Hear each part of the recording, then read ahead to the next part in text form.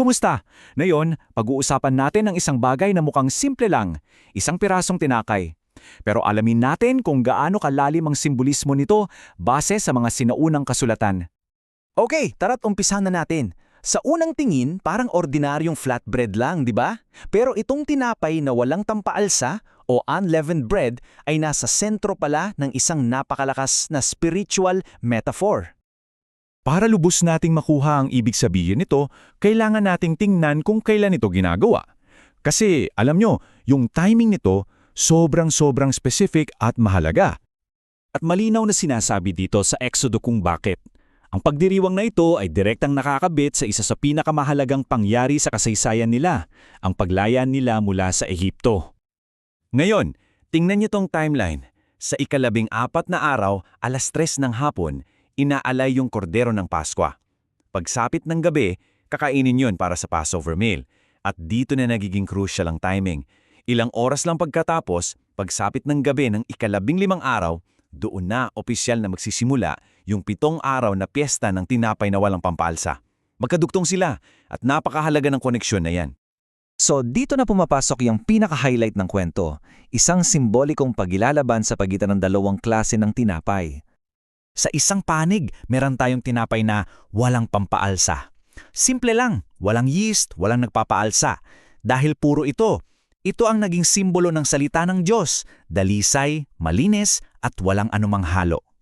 At sa kabilang panig naman, andyan ang lebadura o yeast. Ito yung sangkap na kahit konti lang, kumakalat sa buong masa at pinapaalsa ito. Sa kontekstong ito, sumisimbolo ito sa lahat ng bagay na nakakasira, mga maling aral, pagkukunwari at mga tradisyong ng tao na sumisira sa katotohanan.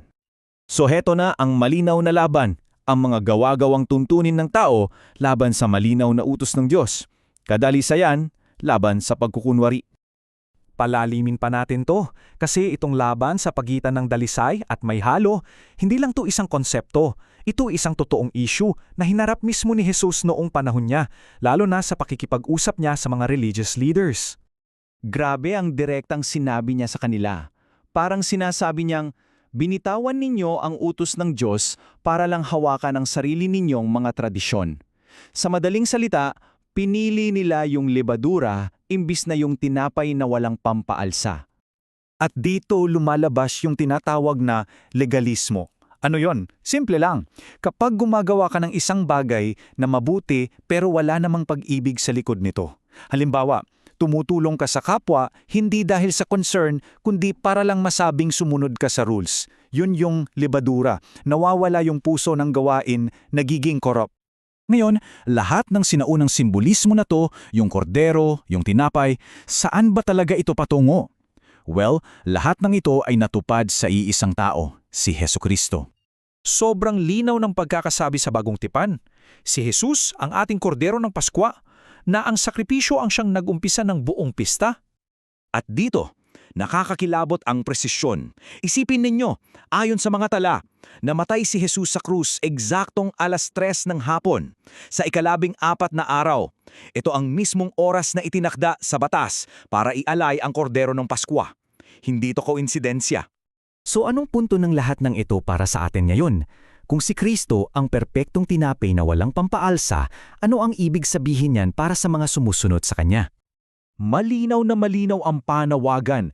Ang utos ay linisin ang sarili mula sa lumang lebadura, yung mga kasalanan, pagkukunwari at masasamang hanggarin. Dahil dito, ang isang sinaunang ritual ay nagiging isang praktikal na gabay para sa ating pang-araw-araw na buhay.